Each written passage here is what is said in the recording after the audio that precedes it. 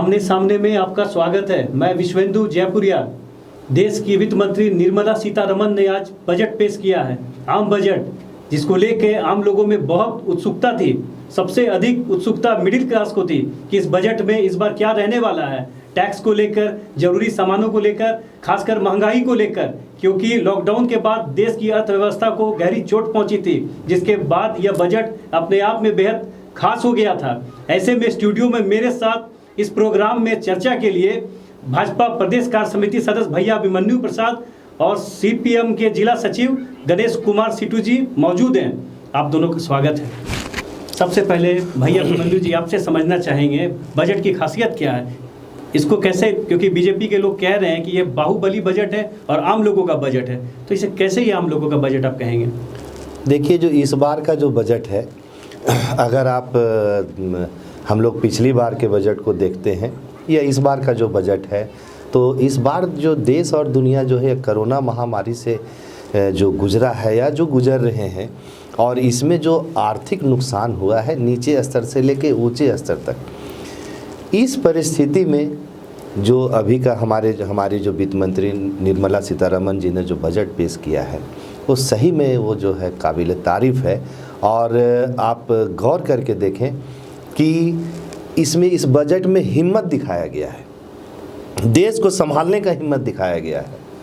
ये बजट को आप ये सिर्फ बजट मत समझिए, ये बजट इस विपरीत परिस्थिति में ये जो बजट दिया गया है, ये सही में भारत देशवासियों के लिए एक बहुत बड़ा हिम्मत दिया गया इस बजट में। और ये बजट जो है, ये हम लोगों का जो अर्थव्यवस्था जो पूरी तरह से चरमरा गया था कोरोना के वजह से, वो बहुत हद तक पटरी पे आएगा। गणेश सीटू जी, इनकी बातों से आप कितना सहमत हैं? नहीं, सहमत नहीं। देखिए, ये ठीक है, परिस्थिति तो बहुत भयंकर थी, लेकिन इसको आपको देखना होगा कि आज़ादी के बाद ये पहला बजट है जिसमें 54 सरकारी कंपनियों को बेचने का बजटीय प्रावधान है। आप याद कीजिए, 2013 में भारतीय जनता पार्टी एफडीआई का विरोध करती थी। अभी इस बजट में ये जो बीमा, अभी आपको सबसे अधिक अगर इनकम कोई दे रहा है तो LIC आपको दे रहा है। LIC में इसके पहले 27% थी, भाजपा आई उसको 49 कर दी, अबरी 74 कर दी, 74% कर दी। LIC को समझने के लिए आपको एक बात छोटा सा समझना होगा कि अभी ये जो हमारा 13 5th ईयर प्लान चल रहा है 17 से 22, इस 17 से 22 में सिर्फ LIC 28,01,483 करोड़ रुपया गवर्नमेंट को दी है।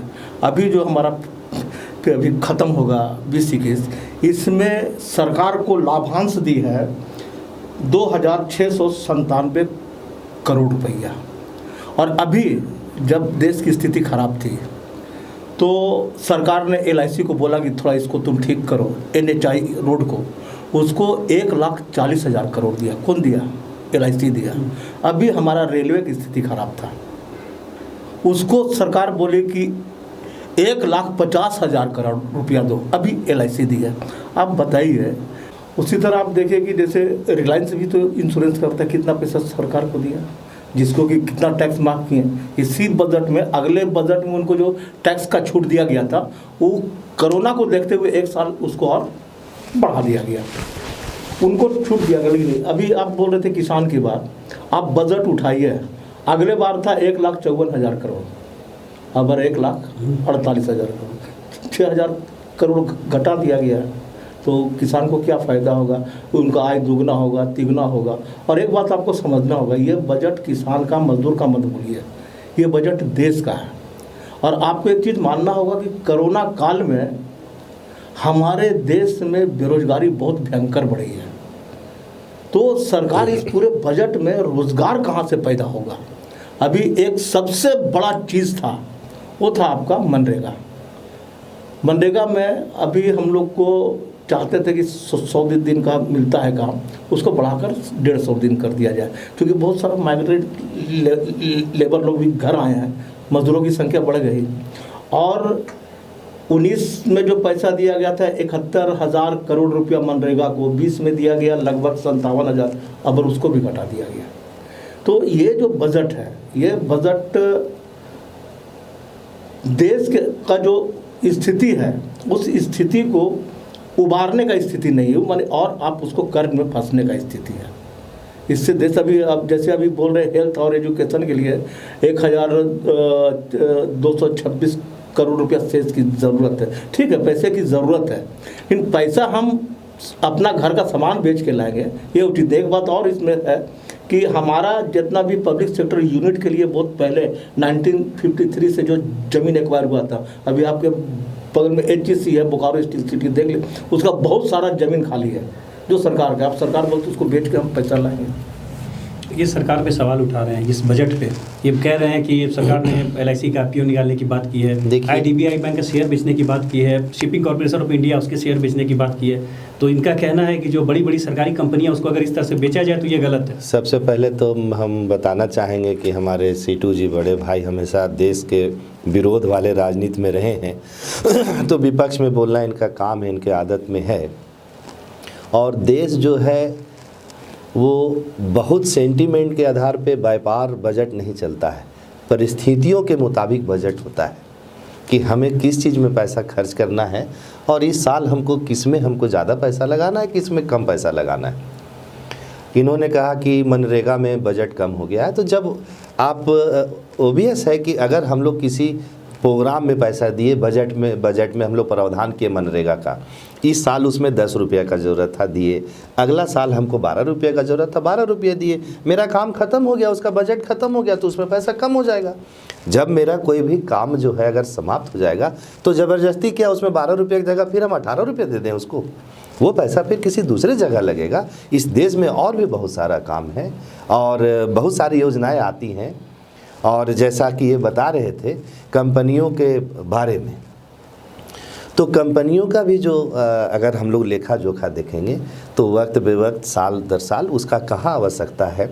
इस हमारा कोई कंपनी मेरा बहुत प्रॉफिट कर गया, मैं एक कंपनी का मालिक हूँ, मेरा कंपनी जो है काफ़ी प्रॉफिट किया है, तो इसका पैसा फिर हमको कहाँ लगाना है।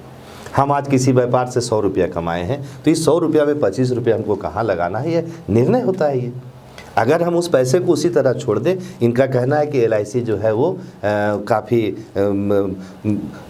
ज़रूरत से ज़्यादा लाभ देने वाली कंपनी है, मानते हैं इस बात को? क्या उस लाभ को उसी जगह छोड़ दें? क्या उससे देश चलेगा? हमको उस लाभ को भी कहीं लगाना होगा ना, जिससे कि और पैसा जनरेट हो, फिर दूसरा काम हो। इसी तरह से अन्य भी कंपनियां हैं जो हमारी लाभ वाली कंपनियां, जैसा कि ये बता रहे थे, तो हम लोग एक्सेप्ट करते हैं कि वो लाभ वाला कंपनी है, तो अभी तो उसका पैसा फिर वैसे कंपनियों में लगाया जा रहा है जिसको कि कुछ वित्तीय सहायता की ज़रूरत है, या ऐसा कोई मेरा कंपनी है जिसमें कि उस पैसे को हम लगाएंगे तो वो और पैसे को जनरेट करेगा। जब ज़्यादा पैसा जनरेट होगा तो देश के बजट में काम आएगा, देश हित में काम आएगा, और उसी परियोजना के मुताबिक चल रहा है। बजट भी ऐसा ही होता रहता है। अब अगर किसी कंपनी का लाभ को अगर वहीं छोड़ दे तो फिर लाभ का मतलब क्या रहता है? सीटू जी, ये जो पैसे लगाने वाली बात है, कंपनियों के जो IPO लाने की बात है, इसको ही सरकार की दूरदर्शिता बता रहे हैं। नहीं, दूरदर्शिता कैसे? आप अभी तो हम आपको बोले ना, हमको एक छोटा सा बात बता दीजिए। LIC ने 13th ईयर प्लान में इतना दिया, रिलायंस कितना दिया? अभी आप 74% कर दिए। इसका मतलब क्या हुआ? पहले 100 रुपया अगर फ़ायदा होता था तो 51 रुपया LIC के पास रहता था और 49 रुपया दूसरे के पास जाता था। अभी 100 रुपया फ़ायदा होगा तो 74 रुपया प्राइवेट कंपनी में जाएगा जो सरकार को 1 रुपया का अनुदान नहीं देती है, और 26 रुपया आपके पास रहेगा। आज जो अभी आपको बोले कि भारत सरकार ने एक योजना शुरू किया है, भारतमाला योजना के तहत 6 लेन 8 लेन रोड बनाना। LIC को जिम्मेवारी दिया कि इसमें आपको 1,40,000 करोड़ देना, वो दिया। अगर LIC का इनकम घट जाएगा, कल सरकार बोलेगी कि आपको 1,40,000 करोड़ देना, वो दे। इसमें थोड़ा सा हम बीच में रोकते हैं, समझने वाली बात है कि अगर LIC का पैसा दिया गया तो उसका जो कैपिटल है उसको तोड़ करके नहीं दिया गया। LIC जो लाभ कमाया है उसको दिया गया। किसको दिया गया? क्या कोई प्राइवेट आदमी को दिया गया? अगर ये बात कर रहे हैं NHI, तो NHI हम ही लोग का है, उस पर सड़क है, लोग चलते हैं, गाड़ियाँ चलती है, परिवहन होती है। अगर उस पर अगर कुछ पैसे का आवश्यकता है और हमारे एक कंपनी में हमारा लाभ पड़ा हुआ है, उसको अगर हम किसी दूसरे में लगाएं तो कहाँ गलत है? ये बात बता रहे हैं ठीक, लेकिन उसको ये दूसरे तरीके से बता रहे हैं। व्यापार और अर्थव्यवस्था ऐसे नहीं चलती है। और रही बात कि ये जो बार बार कह रहे हैं कि प्राइवेट कंपनियों को लाभ पहुंचाने का बात है, तो आप बताइए कि भारत देश में ऐसा कंपनी कोई है कि जो अपना कमाई का जो है कर वो सरकार को नहीं देती हो? क्या कोई भी ऐसा भारत देश में कंपनी या कोई नौकरी वाले या कोई भी ऐसा व्यक्ति जो रोजगार प्राप्त करते हैं, जो कमाई करते हैं, क्या वो टैक्स नहीं देते हैं? जितना उनका टैक्स बनता है देते हैं, तभी तो कंपनियां भारत में हैं। अगर वो टैक्स नहीं देगी तो ब्लैक लिस्टेड हो जाएगी, चाहे सरकार किसी की रहे। मान लेते हैं नहीं कि सरकार है और वो कंपनी टैक्स अगर नहीं देगी तो क्या उसको व्यापार करने देंगे? ये समझने वाली बात है। इस पे आप कुछ कहना चाहेंगे? नहीं, देखिए, टैक्स अलग चीज़ होता है, लेकिन सरकारी कंपनी जो है अभी एक बने फर्स्ट 5th ईयर प्लान से लेकर के 13th 5th ईयर प्लान आप उठा लीजिए, ये कोई मामूली बात नहीं है ना। 65 साल का बात है। 65 साल में आप जरा प्रूव कीजिए कि कोई भी प्राइवेट कंपनी, इवन की टाटा की बात हम कर रहे हैं, 5th ईयर प्लान में 5 रुपये दिया। कोई भी कंपनी टैक्स तो देना होगा, क्योंकि आप हमारे यहाँ बिजनेस करें, टैक्स देना होगा। टैक्स देना अलग चीज़ है, अपने देखिए ये अलग बात को स्वीकार कर रहे हैं, ऐसा नहीं है, ये बात को स्वीकार कर रहे हैं। लेकिन मैंने पहले भी कहा था, चूंकि ये विपक्ष में रहे हैं तो इनको विपक्ष वाला ही ये इनका बयान बराबर आएगा। और रही बात, जहाँ तक हम लोग आज जो चर्चा के लिए बैठे हैं, तो आज हम लोगों का चर्चा है जो इस बार हमारे देश के वित्त मंत्री श्रीमती निर्मला सीतारमन ने जो इस बार जो है बजट पेश किया है, उस पर हम लोग चर्चा पे बैठे हुए हैं। क्या ये बताएं कि इस बार का जो ये भी बता रहे थे कि किसानों के हित में नहीं है। अभी पेट्रोल पे आप देखे होंगे समाचार में 4 रुपये पर लीटर का सरचार्ज लगाया गया। वो सरचार्ज सरकार पेमेंट करेगी, हाँ, वो शेष जो है वो जनता नहीं देगी। लेकिन पेट्रोल का जो कमाई है, अगर 100 रुपये का है, उसमें 4 रुपया का कमाई जो है उसके लिए प्रावधान किया गया। क्या ये किसान का हित नहीं है? हम लोग बात करते हैं स्वास्थ्य के बारे में बात कर रहे थे। इस बार पहली बार जब कोरोना का प्रवेश हुआ हमारे भारत देश में, तो कोरोना जांच का सिर्फ 2 सेंटर था। सीटू जी, आपको मैं जानकारी के लिए बता दूं कि इस बार 200 से ऊपर कोरोना जांच का सेंटर भारत देश में है। और इस बार के बजट में मैं धन्यवाद देना चाहूँगा अपने माननीय वित्त मंत्री जी को कि उन्होंने हर एक ब्लॉक स्तर पर अस्पताल खोलने का निर्णय लिया है। ये तो बहुत बड़ा स्वागत योग्य कदम है। अब ऐसे महामारी में, कोरोना जैसे महामारी में, कि जो देश और गांव और ब्लॉक नहीं देखता है, तो अस्पताल की आवश्यकता हर एक जगह है। चिकित्सा की सुविधा सब जगह होनी चाहिए, स्वास्थ्य केंद्र सब जगह होना चाहिए। और इस बार इस बजट में ये प्रावधान किया गया है कि ब्लॉक स्तर पे भी जो स्वास्थ्य का सुविधा है उसको कोरोना के मद्देनज़र और अपग्रेड किया जाएगा। इससे बड़ा बात और क्या हो सकता है? अभी तो हम लोग अभी बुरी तरह से कोरोना महामारी के दौर से गुजर रहे हैं। तो इसमें इस बार जो है, अगर हम लोग कोरोना की महामारी से गुजर रहे हैं, तो हम लोगों का भी टारगेट है कि हम लोग इससे कैसे बाहर निकले। ना कि इसमें टारगेट ये बनाए कि वो इतना पैसा नहीं दिया तो वो कितना कहाँ ले गया। ये अभी करने का समय नहीं। लेकिन भैया मनु जी, आपसे समझना चाहेंगे, आम आदमी जो है, जो मध्यम वर्गीय है, उसको बहुत उम्मीद था सरकार से कि टैक्स स्लैब जो उसमें कुछ रिबेट मिलेगा, क्योंकि 1 साल पूरा उनका भी बेकार गया कोरोना की वजह से, लॉकडाउन की वजह से। विश्वेंद्र जी, मैं आपको जानकारी देना चाहता हूं कि इस विपरीत परिस्थिति में भी जो टैक्स का स्लैब, जो पिछले वित्तीय वर्ष में जो टैक्स का स्लैब था, वही टैक्स का स्लैब को इस बार भी रखा गया है। इसमें किसी तरह का कोई बदलाव नहीं किया गया है कि जिससे लोगों को कोई पीएफ के ब्याज दर पर भी इंटरेस्ट लगा दिया। वो इस बार लोगों को चुभेगा। 2.5 लाख जिसका पीएफ 2.5 लाख से बेसी है, उस पर भी उनको इंटरेस्ट लगेगा, जो आज तक ये कभी नहीं हुआ। ये एक जरूरत है। अगर चलिए आज तक अगर नहीं लगा और आज तक नहीं लगा, तो ये भी तो एक तारीफ की बात है ना कि पिछले साल तक जब तक आवश्यकता नहीं था तब तक कर नहीं लगाया गया। मैं यही समझाना चाह रहा हूँ कि कोई भी अगर नया कर अगर कहीं भी अगर इम्प्लीमेंट हुआ है तो इसको विफलता से नहीं जोड़े, आवश्यकता से जोड़े इसको।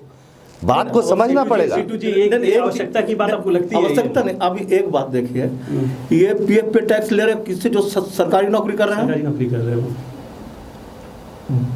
12 बनेगी, एक साल में 12 दिन का सैलरी ये लिए हैं कोरोना के नाम पर। एक साल में 4 डीए, आप डीए समझते हैं ना, 4 डीए ही लिए हैं, तो पैसा कहाँ दे जाएगा?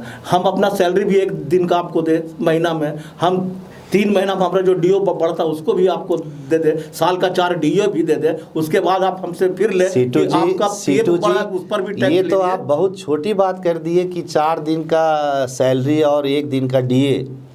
अभी जो विपरीत परिस्थिति में देश के सारे देशवासियों ने खुल करके योगदान दिया है हमारे इस कोरोना महामारी से निकलने के लिए, आप 4 दिन की सैलरी की बात करते हैं। इस भारत देश में ऐसे ऐसे लोग हैं जो अपना 30-30 दिन का भी सैलरी जो है कोरोना से निकलने के लिए राहत कोष में जमा किए हैं। तो ये योगदान जो है, ये जो अगर 4 दिन का सैलरी आपके कहने के अनुसार 4 दिन 12 दिन, अरे 12 दिन आपके कहने के अनुसार अगर किसी ने दिया है तो वो देश को दिया है, ना कि किसी के खजाने में भरा है, किसी के पॉकेट में दिया है, देश हित के लिए दिया है। कर्तव्य बनता है। एक भारत देश के वासी जो हैं, भारत देश के वासी हैं, तो टैक्स भी तो भारत देश के वासी को ही देना पड़ेगा और भारत देश को ही देना पड़ेगा। इसको अन्यथा क्यों ले रहे हैं आप? व्यापारियों का आप टैक्स माफ क्यों कर रहे हैं? एक साल फिर एक्सटेंड कर दिए, वो भी तो देश का रहने वाला मुट्ठी भर लोग हैं। फिर समझने के बाद वहीं पे है।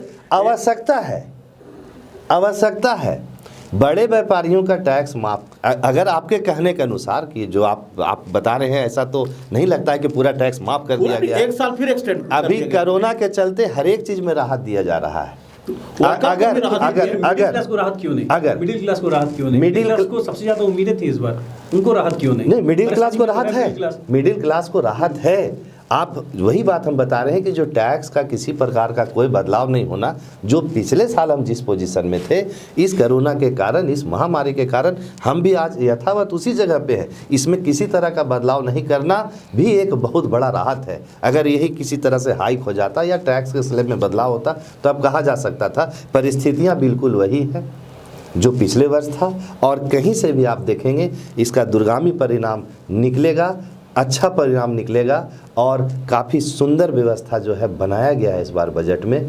और जिस तरह का प्रावधान इसमें किया गया है, किसान के लिए किया गया है, स्वास्थ्य के लिए किया गया, व्यापार के लिए किया गया है, ये काफ़ी देश के हित में काफ़ी व्यवस्थित बजट है ये। मिडिल क्लास की अगर बात करूँ तो लॉकडाउन जो लगा उसमें मिडिल क्लास जो भी परिवार है उनको बहुत परेशानी हुई।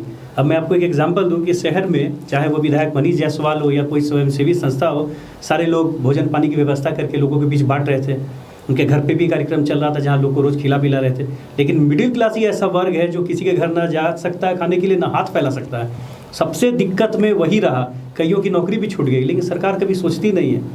तो इस बजट में ऐसा कोई प्रावधान किया गया आपके हिसाब से? आपकी बात से मैं सहमत हूँ कि कोरोना का महामारी के जो दौर में मिडिल क्लास क्या, जो निम्न आय वर्ग के भी लोग हैं और जो उच्च आय वर्ग के भी लोग हैं, परेशानी सभी को हुई। भारत देश में हुई, विदेशों में भी हुई, और दूसरे अन्य देशों में भी परेशानी सबको हुई, ये स्वीकार है। और रही बात मिडिल क्लास का, तो अभी आप देख रहे होंगे कि जो इस बार का बजट है, हम आपको जो बता रहे हैं कि मिडिल क्लास वाले लोग को काफ़ी राहत दिया गया है, सुविधाओं को दिया गया है। तो ये सब एक पार्ट है हमको इस विपरीत परिस्थिति से बाहर निकलने का। कहीं से किसी प्रकार का कोई कर नहीं लादा गया है, किसी प्रकार का कोई अन्य तरह का टैक्स का स्लैब नहीं दिया गया है कि जिससे उनको दिक्कत हो। सीटू जी सहमत है? नहीं, अब तो क्या सहमत क्या होना। इस बजट में सोना सस्ता कर दिया, मसूर दाल महंगा कर दिए, सोना सस्ता कर दिया, खाने वाला तेल महंगा कर दिया, तो ये तो मिडिल क्लास के ऊपर ना पड़ेगा सब कुछ। मिडिल क्लास अभी आपको नहीं, अभी जो कृषि की बात बोल रहे हैं, अगले बार से इस बार कृषि बजट में 6,000 करोड़ घटाया गया, जबकि बढ़ाना चाहिए। बजट अभी देख रहे, एक 54 था, एक 48 हुआ, तो 6,000 करोड़ घटा। दूसरी बात, अभी आप लोग नहीं कर रहे, अभी जो 200 बोले कि कोरोना जांच सेंटर है, अब डिवाइड कर लीजिए ना भाई, 130 करोड़ की आबादी में 200 जांच घर क्या होता है, वो डिवाइड पहले। दूसरी बात ये जो बोले, अभी मैं बता, नीति आयोग का फैसला हुआ कि हिंदुस्तान के सारे सदर हॉस्पिटल पीपी मोड पर चलेंगे। और मैं बता दूं, हजारीबाग का 4 प्रखंड स्वास्थ्य केंद्र एनजीओ को दिया गया है, लेकिन अभी वो चल नहीं रहा है। पूरे जो नीति आयोग का फैसला है कि जितने सरकारी अस्पताल है पीपी मोड पर फैसला हो चुका है, उसको इस बजट से कोई मतलब नहीं है। हेल्थ में जो है हम आगे बढ़ने के बाद और पीछे आएंगे। अभी जो कोरोना का टेस्ट देखिए, अभी हाल ही में हजारीबाग में पकड़ा किस तरह लूट है, 1500 का किट आप ही लोग का कौन अखबार छापा था। तो ये सारा चीज़ जो है उसको देखते हुए बजट को जिस तरह प्रो पीपुल होना चाहिए वो प्रो पीपुल ना हो करके ये जनता पर अभी तेल कौन नहीं खाता है, बड़े लोग भी खाते हैं, छोटे लोग भी खाते हैं, हम लोग भी खाते हैं। तेल सस्ता होना चाहिए, मसूर दाल सस्ता होना चाहिए, जबकि आप देख रहे हैं कि पूरे वर्ल्ड में सबसे अधिक महंगा अगर कहीं तेल है तो इंडिया में। नहीं, गलत कहना है, ऐसी बात नहीं। अगर आप राशन के बारे में अगर बात करते हैं, खाद्य सामग्री के बारे में, तो निश्चित तौर पर बहुत विश्वास के साथ आपको कहना चाहेंगे कि जितना सामग्री अभी भारत देश में उपलब्ध है और जितने कम दर पे उपलब्ध है, शायद ऐसा कहीं और उपलब्ध हो पाएगा। देखिए, व्यापार है और देश है और अर्थव्यवस्था है, एक जैसा कभी नहीं चलता है। हमेशा किसी भी चीज़ का जो व्यापार है कभी ऊंचा की ओर रहता है, कभी नीचा की ओर रहता है। भाव कभी बढ़ते हैं, कभी घटते हैं। बढ़ने वाले बात पे तो आप लोग हो हल्ला मचाते हैं, घटने वाले बात पे आप लोग कभी आके बताते हैं कि यहाँ पे इसका दाम घट गया। कुछ घटे तब ना, अरे सारा कुछ जो है, मसूर दाल सस्ता कर देते, तेल सस्ता कर देते, सोना कर देते। आप सिर्फ एक दाल के पे आप अटके हुए हैं, जबकि खाद्य सामग्री को अगर हम लोग जोड़ेंगे तो लगभग 2000 के ऊपर, 2000 से ज़्यादा प्रकार है। आप बताइए कि क्या सब में दाम बढ़ गया? किसी में घटता है, किसी में बढ़ता है। ये सब बाजार से ये सब होता है। तो इसको आप 1-2 दिन बाद पता चलेगा। अगर ये दाल की बात कर रहे हैं, लेकिन लॉकडाउन लगने के बाद से स्कूल जब से बंद हुए हैं, बच्चों का एक ही सहारा है क्लास का, वो है ऑनलाइन क्लासेस। ऑनलाइन क्लासेस का मतलब हो गया इलेक्ट्रॉनिक गैजेट्स यानी मोबाइल। सरकार ने मोबाइल को महंगा कर दिया, चार्जर महंगा किया, हेडफोन महंगा कर दिया, जबकि आम लोगों की ज़रूरत बन गया है मोबाइल। क्या आपको लगता है ये सही डिसीजन है मोबाइल को महंगा करना? जबकि सरकार कम्युनिकेशन को सब तक पहुंचाना चाहती है, उसके बाद अगर इसको महंगा कर रही है तो बहुत लोगों के पहुंच से बाहर हो जाएगा वो अच्छे मोबाइल। नहीं, ऐसा नहीं है कि महंगा हो रहा है। आप सरकार ने ड्यूटी बढ़ाई है उस पर, आप हाँ ठीक है, ये ऐसा नहीं है कि ये कोरोना को देखते हुए बढ़ाया गया है उसका। आप गौर करेंगे, बजट में इलेक्ट्रॉनिक सामान, इलेक्ट्रॉनिक गैजेट जो भी है मोबाइल पे भी लगाया गया। इलेक्ट्रॉनिक गैजेट अगर आप उठाकर देखेंगे पिछले कई वर्षों से, तो मांग के आधार पे, चूंकि इसका डिमांड जब बढ़ता है तो इसका प्रोडक्शन भी बहुत बढ़ाना पड़ता है, उसके पीछे खर्च भी बहुत पड़ता है, तो कुछ ना कुछ दाम में अंतर पड़ता है, हर एक साल पड़ता है। अभी सही ये समय था इस पे ड्यूटी बढ़ाने का कि ये दाम ये महंगे हो जाएं, मोबाइल, हेडफोन, जो भी इलेक्ट्रॉनिक सामान और भी है वो महंगे हो जाएं। नहीं, ऐसा तो कोई महंगा नहीं हुआ जितना आप बता रहे हैं कि ये काफ़ी महंगा हो गया, ऐसा नहीं है, ऐसा कहीं भी नहीं है। और सब कुछ दाम कुछ भी अगर बढ़ता है थोड़ा सा भी तो मिडिल क्लास पे असर होता है उसका। और मिडिल क्लास ही क्यों, नीचे के भी जो तबके के लोग हैं वो भी अभी मोबाइल यूज़ कर रहे हैं। सरकारी स्कूलों तक में पढ़ाई हो रहा है, ऑनलाइन क्लासेस चल रहा है, तो सरकार ने इसको महंगा किया है। देखिए, इस बार जो है हम लोगों के यहाँ पे ऑनलाइन क्लासेस के कारण इसका डिमांड जो है काफ़ी ज़्यादा है। तो डिमांड को पूरा करने के लिए बहुत ऐसा सामान है जो भारत देश में अगर हमारे पास उपलब्धता कम है तो दूसरे देशों से उसको आयात भी करना पड़ता है। तो उस परिस्थिति में दाम का घटना बढ़ना कोई मायने नहीं रखता है। उपलब्धता सबसे बड़ी जरूरी बात है कि हमारे देश में अगर ये उपलब्ध नहीं है किसी भी कीमत पे तो एक बात बन सकता है, लेकिन हमको आज मोबाइल का ज़रूरत है, हेडफोन का ज़रूरत है, लेकिन वो हमारे पास उपलब्ध है। ये सबसे इम्पॉर्टेंट बात है आज के दौर में। सीटू जी, जिस तरीके से दाम बढ़ाए गए, मोबाइल पे ड्यूटी लगाया गया या जो भी सामान के दाम बढ़े, आपको लगता है कि उस पर प्रॉपर वे में स्टडी नहीं किया गया और उनको बढ़ा दिया गया? तो बढ़ेगा ही। अभी मूल बिंदु को आप लोग टच नहीं करता। अभी कोरोना काल में आपका फेसबुक और गूगल के साथ सीबीएसई का जो एग्रीमेंट हुआ उसको देखिए ना भाई, क्या जरूरी था? आप लोग तो अवसर सब ढूंढ रहे हैं, वही अवसर था। क्या एग्रीमेंट हुआ सीबीएसई और फेसबुक और गूगल में? अब तो सब जगह पढ़ाई ऑनलाइन होगा। वो जो और ऑनलाइन होगा तो मजबूरी है कि आपका बच्चा अगर प्राइवेट स्कूल में पढ़ता है तो उसको मोबाइल और ईयरफोन ये सब आपको देना होगा, क्योंकि जो स्थिति अभी आ रहा है बाजार में। अभी आज ये बजट जो हुआ पेपरलेस हुआ, बजट पेपरलेस हुआ, पहला बजट पहला है कि बजट है। पेपर लेस हुआ। अच्छी बात, स्कूल को भी आप पेपर लेस कर दीजिए, लेकिन आप देखिए ये जिम्मेवारी किसकी है। आप संविधान में कहिएगा वेलफेयर स्टेट की बात है, फ्री एंड कंपलसरी एजुकेशन की बात है, क्लास 1 to 10। तो जब फ्री एंड कंपलसरी एजुकेशन की बात है तो हमको फोने से पढ़ना है, फोन आप हमको दीजिए, फोन आप क्यों करते हैं। तो ये जो सारा, ये कोई आज का बात है अचानक बजट में फोन मांगा हो गया, ये ऐसा बात नहीं। इसके लिए पूरा एक ठो पूरा व्यवस्था किया गया है। अभी बहुत लोग तो ये भी नहीं जानता है कि फेसबुक, गूगल और CBSE के बीच में क्या एग्रीमेंट हुआ है। तो अभी धीरे धीरे सब अभी अब घबराते गए ना, इसमें आपको जितना 54 कंपनी है उसमें आपका वेयर हाउस है, FCI का वेयर हाउस, FCI का वेयर हाउस बिक जाएगा तो हम लोग अपना सामान कहाँ रखेंगे। अभी आप हजारीबाग में है ना FCI का गोडाउन, जाके देखिए कितना चावल दाल जितना PDS है, सारा अनाज PDS का FCI गोदाम से आता है। आप थोड़ा आंख बंद करके सोचिए, FCI गोदाम बंद हो गया तो इसका अनाज कहाँ से आएगा।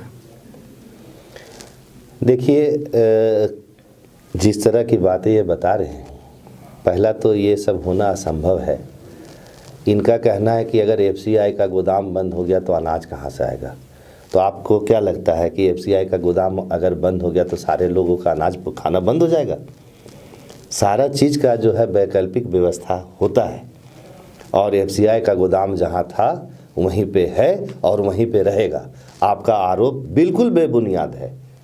अनाज का गोदाम से आप इस बजट को जोड़ रहे हैं। बजट में प्रावधान किया गया 54 प्रावधान। आपके नज़र में तो अगर जो भारत देश का बजट और भारत देश का जो अर्थव्यवस्था है, आपके नज़र में तो लग रहा है कि बस कल हम सब कुछ ध्वस्त हो जाएगा। जिस तरह आपके कहने आप तो जो बोल रहे हैं कि हम सेल को बेचेंगे, रेल को बेचेंगे, गेल को बेचेंगे, मोबाइल को बेचेंगे, तो क्या दिखा रहा है। आपके कह देने से ना कोई कंपनी बिक रही है, ना कोई कंपनी कहीं जा रही है। आप विपक्ष में हैं, आपको जितना आरोप लगाना है लगाइए। हम लोग तो बिक गया, ये कहा है 74% बैंक है, उसमें shipping corporation of India LIC का IPO लेके आ रही है। ये हिस्सेदारी दे रही है, शब्दों का चयन जो इनका जो कहना है कि बेच दे रही है, हिस्सेदारी दे रही है। हिस्सेदारी हम आपको पहले भी बता चुके कि किसी भी व्यापार में परिस्थिति जब भी बदलता है, हम अपने लाभ को अपने किसी भी दूसरे कंपनी में हम उसको लगाएंगे, वहाँ से और लाभ जनरेट होगा। आप अपना कंपनी में लगाइए ना, सरकारी कंपनी में लगाइए, कौन आपको रोका। प्राइवेट को क्यों आप बेच रहे हैं उसका? क्यों, वो भी भारत देश का अंग है। नहीं, कैसे अंग है वो। तो अब एक छोटा सा अभी आपको हम बता दे रहे हैं कि 2021 में 6,15,882 करोड़ रुपया का मुनाफा कमाया LIC का सबसे बड़ा अफसर होता है CMD। अगर इस इनकम के पैसा से अपनी पत्नी के वो क्या बोलते हैं शादी के सालगिरह पे 15 रुपया का गुलाब फूल देना चाहे, दे सकता है? नहीं दे सकता। लेकिन यही अंबानी साहब अपनी पत्नी के जन्मदिन पर एयरक्राफ्ट गिफ्ट किए थे ना, वो अपना इनकम से किए थे। क्योंकि प्राइवेट कंपनी का जो इनकम होता है उनका अपना व्यक्तिगत इनकम होता है, वो पैसा को जो चाहे खर्चा करे। लेकिन सरकारी कंपनी का जो इनकम होता है वो इनकम सरकार का होता है, वो आप व्यक्ति का नहीं होता। वो जब भी खर्चा होगा देश हित में खर्चा होगा, चाहे वो उसके कंपनी में हो चाहे दूसरे कंपनी में हो, वो देश हित में खर्चा होगा। व्यक्ति हित में खर्चा, व्यक्ति हित या परिवार हित में खर्चा नहीं होता है। सीटू जी, FDI की जहाँ तक बात है, सरकार ने 74% कर दिया है, फॉरेन कंपनी जो यहाँ पर कर रही है, तो सरकार का कहना है कि उससे पैसा आएगा, फ्लो बढ़ेगा। कैसे पैसा, किसको पैसा दे रहे हैं आप? आपको मालूम है वो यहाँ पे उनका कहना है कि वो यहाँ पे इंफ्रास्ट्रक्चर बढ़ाएंगे। क्या इंफ्रास्ट्रक्चर? आपको मैं बता रहा हूँ 1956 में 5,000 करोड़ दिया गया था LIC को। कितना आज कितना पैसा, लाखों करोड़ तो आपको खाली दान दे रहा है जी। पैसा वहाँ लगाइए जो घाटे में है, जो खूब मुनाफा कमा रहा है, वहाँ पैसा लगाने की क्या जरूरत है। मैंने काम करेगा हमारा आदमी। अभी मान लीजिए कि LIC को ही एक लीजिए, सबसे मेहनत कौन करता है? एजेंट करता है। और उसके बाद मुनाफा तो साल में जोड़ेगा, कितना पैसा कमाए? 100 रुपया, 74 रुपया हमको दे दो। पूरा काम नीचे से ऊपर तक सारा काम किया हमारा स्टाफ, हमारा कंपनी। अब मुनाफे के समय आ गया और अपना पूरा उठा के ले गया। ये सिर्फ LIC की बात हम नहीं करते, इतना सरकारी कंपनी है उस सब में क्या जरूरी है। आप 49% बेचिए ना, 51% रहने से आपका मालिकाना हक रहेगा। LIC में आप 49% बेचे, लेकिन पॉलिसी मेकिंग जो डिसीजन होता था LIC करता था। अभी 74% होगा। आप बोले कि हमको रोड को 100 करोड़ दो, हम तो पॉलिसी मेकिंग में है नहीं। 74% वाला बोले नहीं, हम 1 पैसा आपको नहीं देंगे, आप क्या कीजिएगा? ये आपसे कहीं सहमत नहीं है, चाहे सरकार का विनिवेश का मामला हो, FDI का मामला हो? देखिए, हम पहले भी बोल चुके हैं कि ये कभी भी सहमत नहीं होंगे। अब इनको आपत्ति है कि LIC का पैसा रोड पे क्यों लग रहा है। नहीं, ये आपत्ति नहीं हमको, एग्जाम्पल है। थोड़ा सा सीटू जी 2 मिनट। अभी आपने जैसा कहा हाँ कि LIC जो प्रॉफिट है, इतनी बड़ी कंपनी है, उसका पैसा हम लोग NHI को दे रहे हैं। क्या भारत देश में सड़क का निर्माण नहीं हो रहा है? क्या भारत देश के लोगों को सड़क नहीं चाहिए? क्या आज के जो इस रफ्तार वाले दौर में जहाँ पे गाड़ियाँ 100 की स्पीड से चलती है, 4 लेन और 6 लेन नहीं चाहिए? तो हम अपने भारत देश के इंफ्रास्ट्रक्चर को, भारत देश का जो सड़क है या भारत देश का और भी जो सुविधा है, इसको हम कहाँ से बनाएंगे? हमारे मेहनत से जो कंपनी प्रॉफिट करके बहुत लाभ अर्जित किया है, उसी पैसा से हम बनाएंगे? सड़क हम बना रहे हैं तो फिर उसको बेच कह रहे हैं? कैसे बेच रहे हैं? क्या सड़क बिकने वाली सड़क होती है? आप LIC का 74% FDI कर रहे हैं, यानी 74%। इसीलिए जहाँ तक कंपनियों की हिस्सेदारी बेचे जाने की बात है, वो पूरी तरह से गलत है। और इस बार का जो बजट है वो इस महामारी कोरोना से कैसे उभरे, इस पे पूरी तरह से ध्यान केंद्रित है। 35,000 करोड़ रुपए का बजट दिया गया है वैक्सीनेशन के लिए। ये भारत देश के लिए और यहाँ के नागरिकों के लिए बहुत बड़ी राहत का खबर है और ये होना भी चाहिए। और इसके लिए मैं धन्यवाद देना चाहूँगा अपने वित्त मंत्री जी को कि इतना देशवासियों के लिए एक इतने बड़े बजट केवल वैक्सीनेशन के लिए, इससे 2 लाभ हैं। एक तो हम लोग स्वस्थ रह पाएंगे ही, और जो इतना बड़ा बजट है, जो अन्य किसी कारणों से जो व्यापार नुकसान में गया है, वो इस बजट से जो स्वास्थ्य के क्षेत्र के जितने भी हमारे इस रोज़गार में लगे हुए हैं, उनके लिए भी बहुत बड़ी राहत बड़ा भरा खबर है। उनके लिए, देशवासियों के लिए तो कोरोना वैक्सीन एक राहत भरी खबर है ही है, लेकिन स्वास्थ्य क्षेत्र में लगे रोजगार, हॉस्पिटल्स या अन्य जितने भी जो भी संस्थाएं हैं, उनको भी इससे लाभ होगा। सीटू जी, निर्मला सीतारमन ने जो संसद में बयान दिया बजट पेश करते हुए, कहा कि ये किसानों के हित में सोचने वाली सरकार है। कई मुद्दों पर बातचीत की, कहा किसान का आय दुगना हो जाए, सरकार उस पर लगी हुई, और MSP पे भी बात किया, जिसको लेके किसान आंदोलन कर रहे हैं, काफ़ी हंगामा भी हो रहा है कृषि बिल को लेके। तो कहा कि उत्पादन लागत का 1.5 गुना हम उसको करने जा रहे हैं, है ना। दुगना तो 21 तक करना था, अभी बोले 1.5 गुना करने जा रहे हैं। और जहाँ तक बोलने की बात है किसानों के लिए है, किसानों, तभी तो आपको हम बोले ना कि उन्हीं का बजट में वो जो अलॉट किए हैं, अगले वर्ष से 6,000 करोड़ कम है। अब आप खुद समझ सकते हैं कि 6,000 करोड़ रुपया बजट घटा देने से किसानों को फायदा हो जाएगा, तो ये मेरे समझ से परे। तो उन्होंने जो आज बजट पेश किया, 1,54,000 करोड़ अगले वर्ष दिए थे, इस बार 1,48,000, तो 6 लाख घटा ना। तो 6 लाख घटने से किसानों का कैसे फायदा होगा, ये हमारे समझ से परे। भाई अभिमन्यु जी, अभी मैं जब यहाँ स्टूडियो आ रहा था तो एक व्यक्ति मुझे मिले जो कह रहे थे कि उन्होंने गाड़ी 14 साल पहले लिया था और अभी तक 50,000 किलोमीटर ही चला पाए। सरकार ने जो बजट में प्रावधान किया है इस बार, उसमें कमर्शियल व्हीकल 15 साल बाद व्हीकल जो है 15 साल बाद स्क्रैप हो जाएगा, और जो आम लोगों का जो गाड़ी है, कार है, वो 20 साल बाद। उनका कहना है कि मैंने तो चलाया भी नहीं, आम जो आदमी है, मिडिल क्लास है, वो बहुत मुश्किल से गाड़ी लेता है, कम से कम 20, 22, 25 साल तो चलाता ही है, रखता ही है और मेंटेन रखता है। तो ये स्क्रैप वाली बात उन्हें समझ में नहीं आ रही है। देखिए, ये मोटर व्हीकल एक्ट में भी है और इसका सीधी जो जुड़ाव है वो पर्यावरण से लेकर के है। जब देश दुनिया में इस तरह की बात आई कि वाहनों से जो है प्रदूषण हो रहा है और काफ़ी लोग बीमार पड़ रहे हैं, तो एक प्रक्रिया ये निकला कि जिसको हम लोग Bharat stage 1, Bharat stage 2, Bharat stage 3 बोलते हैं, इसी प्रणाली के तहत गाड़ियों का रोड पे परिचालन होता है। अब ये अलग बात है कि हम गाड़ी खरीद लिए, उसको हम चलाए ही नहीं, तो ये नहीं चला, ये तो जो नहीं चलाए आप उनकी बात कर रहे हैं। लेकिन आप देखिए कि इसी भारत देश में और बहुत ऐसी गाड़ी है जो कि कमर्शियल व्हीकल है या प्राइवेट व्हीकल है या ऐसा गाड़ी जो लोग भाड़ा पे चलाते हैं, और वो जो है 2-2 लाख 3-3 लाख किलोमीटर चल गया है, वो गाड़ी फिर जो है वो धुआं देता है, जिससे पर्यावरण को नुकसान होता है। बच्चे खांसते हैं और बुजुर्गों को दिक्कत होती है।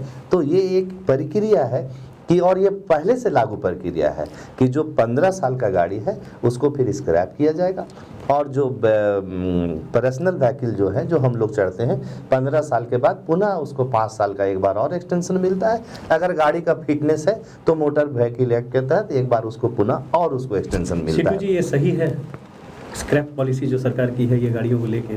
अगर ये नहीं करेंगे तो नया गाड़ी कहाँ से बिकेगा, ये तो सोचना होगा ना। तो नया गाड़ी बिके उसके लिए सब किया जा रहा है। अब पर खाली गाड़ी से ही सीटू जी हमारे सारे बातों से सहमत हैं। सीटू जी मानते हैं कि एलआईसी प्रॉफिट में है, सीटू जी मानते हैं कि रोडों का निर्माण हो रहा है, सीटू जी मानते हैं कि नया गाड़ी जो है खूब बिक रहा है। मतलब सीटू जी पूरी तरह से मानते हैं कि जो इस बार का भारत देश का जो बजट है और जो इस बार का जो हम लोगों का अर्थव्यवस्था है वो जो है पटरी पर है और वो रफ्तार पर है। इसको सीटू जी स्वीकार करते हैं, नए गाड़ियों का निर्माण को ये स्वीकार करते हैं, बिक्री को स्वीकार करते हैं, नए रोड का निर्माण को स्वीकार करते हैं, एलआईसी मेरा प्रॉफिट में है ये स्वीकार करते हैं, एनएचआई पेट्रोलियम कंपनी प्रॉफिट में ये भी स्वीकार करते हैं। तो इस बात का निष्कर्ष यही निकलता है कि भारत देश का जो इस बार का बजट है, भारत देश की जो अर्थव्यवस्था है वो सही पटरी पर जा रही है। और मैं सीटू जी से पुनः आग्रह करूंगा कि सीटू जी आप जो हकीकत है उसको स्वीकारते हुए आप इस बात को स्वीकार करिए कि इस बार का जो कोरोना महामारी के बावजूद जो हमारे वित्त मंत्री निर्मला सीतारमन जी ने जो बजट पेश किया है वो बहुत ही तहे दिल से स्वीकार करने योग्य है, काबिल तारीफ है। सीटू जी, प्रोग्राम खत्म करने का समय आ गया, आपसे जानना चाहेंगे ये जो कह रहे हैं उस पर कोई टिप्पणी देना चाहेंगे? बस एक लाइन का टिप्पणी, हम तो स्वीकार करते हैं कि हमारा सारे कंपनियों फायदे में है। बस हमको असहमति यहाँ है कि फायदे वाला कंपनी आप अपने दोस्तों को बेच क्यों रहे हैं। ये बात ये शब्दों का चयन है। मैंने पूर्व में भी कहा बेचना और उसके लाभ को कहीं पे लगाना, इन्वेस्ट करना अपने ही देश के कंपनी में। हमारा जो देश का पैसा है दुबई के कोई कंपनी में नहीं लग रहा है, भारत देश के ही कंपनी में लग रहा है। निश्चित तौर पर ये भी कंपनी लाभ में है, वो पैसा लगने से वो भी कंपनी में लाभ होगा और जब ज्यादा लाभ होगा तो भारत देश को उससे फायदा होगा। जब पक्ष और विपक्ष दोनों साथ हो तो जाहिर है, बहस रुकने वाली नहीं, थमने वाली नहीं है। बहुत बहुत शुक्रिया आप दोनों का कि स्टूडियो में अपना कीमती समय दिया। ये थे हमारे साथ दो अतिथि जिन्होंने इस बहस में भाग लिया। अगली बार फिर किसी नए मेहमान के साथ आपसे मिलता हूँ। धन्यवाद।